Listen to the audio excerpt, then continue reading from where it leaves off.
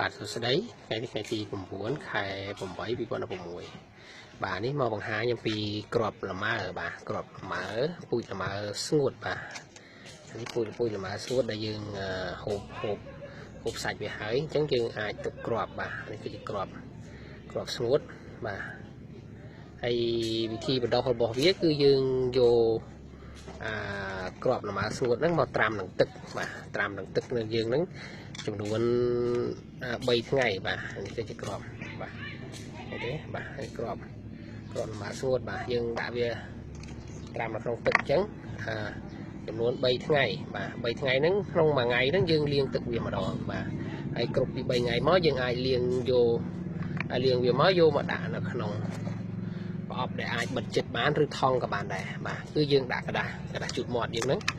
បាទនេះគឺกระดาษជូតមាត់នេះខ្ញុំធ្វើដុសហើយបាទខ្ញុំធ្វើពីថ្ងៃទី27ខែ7 2016អញ្ចឹងវារយៈពេល13ថ្ងៃគឺឃើញថាវាដុសហើយបាទអញ្ចឹងយើងមកមើលរឹសវាបាទក្នុងกระดาษជូតឈូសយើងត្រូវផ្សើមវាសិនបាទផ្សើម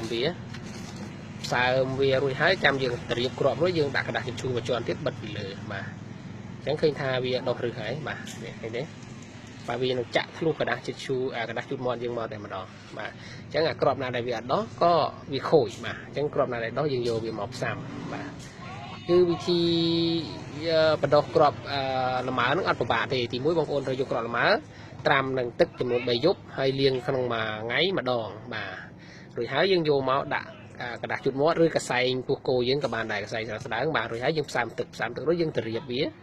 បាទយើងតម្រៀបគ្រាប់រួចហើយយើងបិទវាចិត្តបិទដោយកระดาษ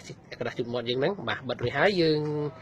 បិទគម្របបាទបិទគម្របវាចិត្តបាទកុំឲ្យមានសំណើមខាងក្នុងវារហើយចេញបានអញ្ចឹងវាមានសំណើមក្នុងហ្នឹងក្នុងរយៈពេលតែ2អាទិត្យហ្នឹងគឺវាដុសដូច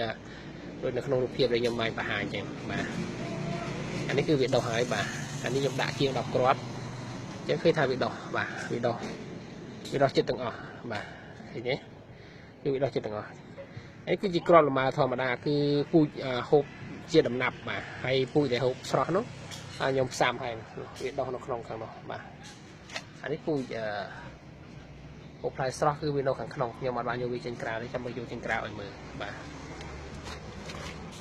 អញ្ចឹងយើងអាចផ្សាំដោយខ្លួនឯងបានបាទយើងអាចទិញគ្រាប់ទៅផ្សាំក៏បានឬបងប្អូនទិញផ្លែគេហូបរួចហើយយើងអាចយកគ្រាប់វាមកផ្សាំបានបាទនេះគឺជាកូនវាបាទកូនលម៉ើដែលខ្ញុំផ្សាំបានហើយណាអានេះអាយុ2ខែបាទ2ខែទៅបានតែមួយស្លឹកទេបាទគ្រាប់ស្ងួតដូចគ្នានេះពូជហូបស្ងួតបាទ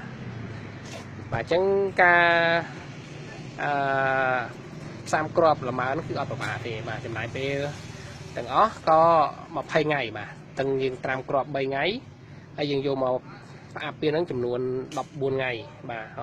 7 10ថ្ងៃទេបាទអត់ដល់20ថ្ងៃទេបាទហើយបន្ទាប់មកវានឹងដោះជាលក្ខណៈបែបនេះស្លឹកមួយនេះចំណាយអាយុ2ខែបាទអានេះ2ខែទៅបានប៉ុណ្ណឹងទេបាទហើយបើ6ទៅ7ខែវានឹងបានប្រហែលប៉ុណ្ណេះបាទគឺវារៀងឡើងគល់ទៅជាតែអត់ដាំអត់ទាន់បានទេបាទតើអានេះវាឡើងជាជាធៀងមកគឺក្នុងរយៈពេលអាយុ1ឆ្នាំទៅ1ឆ្នាំកន្លះបានយើងអាចដាំបានបាទសូមអរគុណ